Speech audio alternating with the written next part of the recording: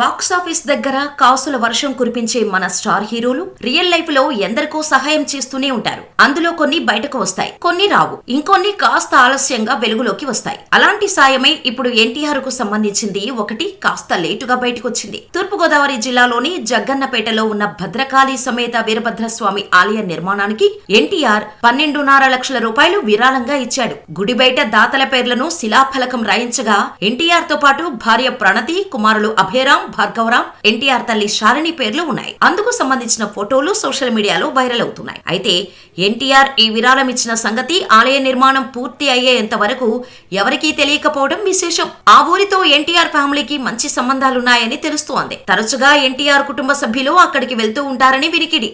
ఎన్టీఆర్ పెళ్లి కూడా ఆ ఊరి పూజారి చేతుల మీదుగానే జరిగినట్టు టాక్. అందుకే ఎన్టీఆర్ ను అడిగిన వెంటనే గుడికి ఎంత ఖర్చయితే అంత ఇచ్చాడని సమాచారం. ఇదే కాదు, ఎన్టీఆర్ చేసిన ఇలాంటి సహాయాలు ఎవరికీ తెలియనివి ఎన్నో ఉన్నాయి.